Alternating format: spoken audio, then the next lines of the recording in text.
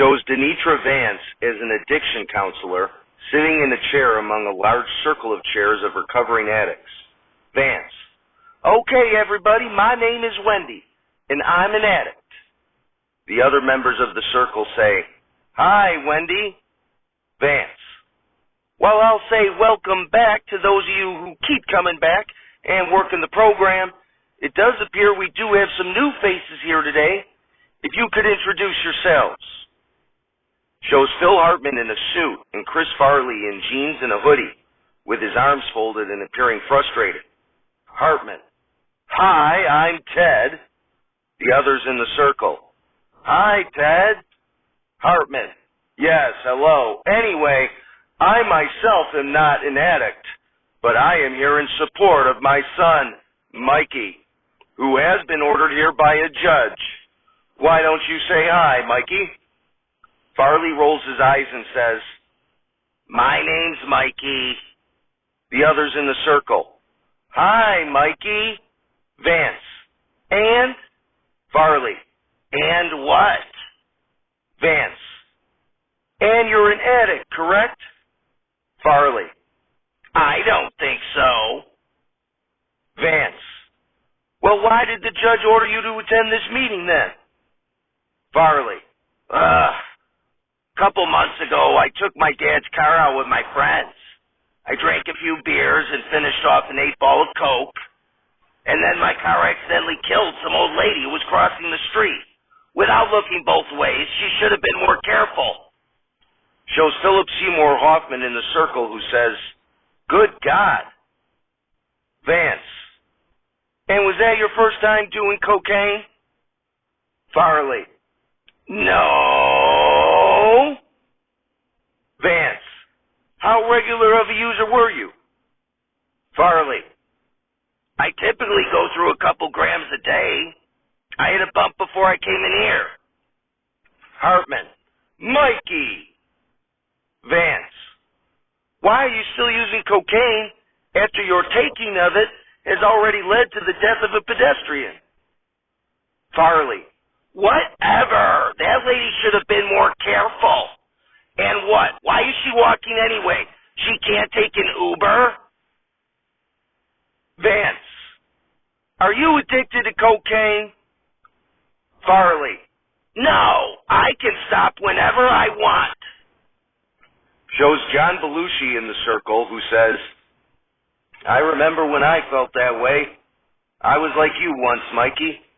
I had a rich dad and a lot of drugs. I preferred peyote myself. And unfortunately for me, it took 3 murdered pedestrians in car wrecks before I stopped taking peyote.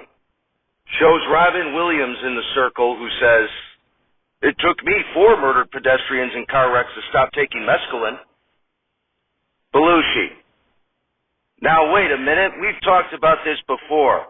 The one you count as your 4th murdered pedestrian was actually my 2nd murdered pedestrian. Hoffman. Here we go again. Vance. Okay, gentlemen, we don't need another argument about which of you gets credit for murdering a pedestrian when you both simultaneously hit a pedestrian with your father's cars while on drugs. But you see, Mikey, we've all been there. Farley. You killed a pedestrian? Shows Jan Hooks in the circle who says, She sure did. May 13th, 1992. My mom was walking across the street, getting her steps in when Wendy here, high on the devil's grass, marijuana, busted through a red light and hit my mother and killed her.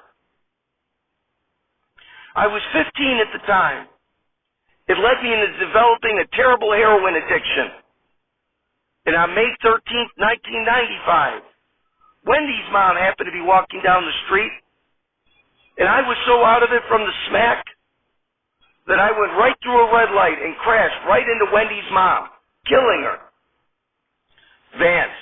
We soon became fast friends in the program, realizing we had each killed the other one's mom while we were high on drugs. Farley. Wow. So everyone here got high and killed someone with their car? Hartman. Well, not me, son. Hoffman. Me neither. I didn't kill people with my car while I was high on crystal meth. I was just a serial sex offender. And dead from the earth, we're not alive.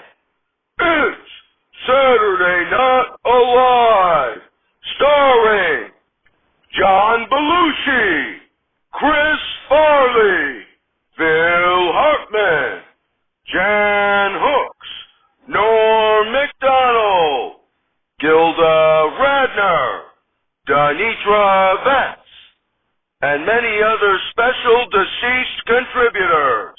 Musical guest, Tracy Braxton, and your host, Anna Karina. Everybody, Anna Karina. Applause, applause, applause. Shows Ken Starr and Michelle Subar in French red hand uniforms. Starr, to prove you're not a double agent, you're going to need to kill Palavoda over there. Shows Chris Farley on the other end of the stage, laying in a hammock, in a National Liberation Front of Algeria uniform. Starr. Also, and this is very important, you're not to have any sexual relations with that woman. Shows Anna Karina, also in Algerian NLF uniform, doing yoga on a mat in front of Farley's hammock. Sibor tiptoes to behind Farley and pulls out a gun. Farley doesn't notice him, but Sibor hesitates in deciding whether or not to shoot. Karina turns around, sees Sibor, and yells, "Soldat!" Farley jerks his head up, twists the hammock, and falls off, before getting up and scampering away. Sibor takes Karina and says, "Now that we're alone, let's go into the hammock so I can show you my Eiffel Tower." As they get into the hammock together and begin kissing, Norm MacDonald pulls a curtain in front of the hammock. The crowd boos. MacDonald, "You know the nerve of you people, wanting to see two people have relations in an audio-only sketch comedy show? That's ridiculous. Absolutely ridiculous." Sibor and Karina walk past the curtain, now smoking cigarettes. Karina, "I'm tired of the shit here. Let's just go to Brazil and Morde on the beach." Sibor, "Sounds good to me." John Belushi comes out dressed in Algerian NLF gear and throws a net around Sibor. Karina flees. Belushi starts fiddling with a handheld remote control. Sibor, "What are you doing?" Belushi, "I'm trying to get this remote neural monitoring device to torture you with synthetic telepathy. It's going to tell you constantly to quit smoking." As Belushi is focused on the device, Sibor manages to get the katana holstered on Belushi's hip and cuts out of the net and escapes. Sibor runs backstage where he runs into Ken Starr, who's holding Karina hostage. Starr, "Did you have sexual relations with this woman?" Sibor, "I did not have sexual relations with that woman. Here, just let her go.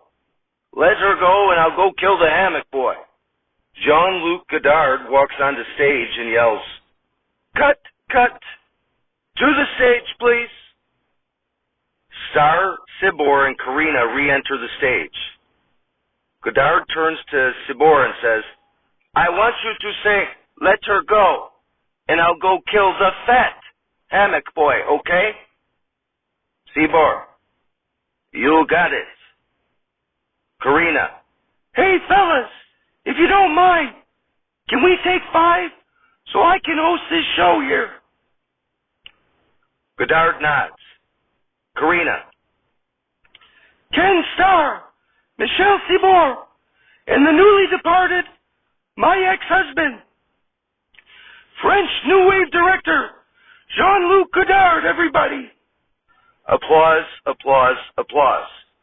Karina, I am grateful that I was able to perform in several of Jean's films, including The Little Soldier, A Woman is a Woman, My Life to Live, Band of Outsiders, Crazy Pete, and Alphaville.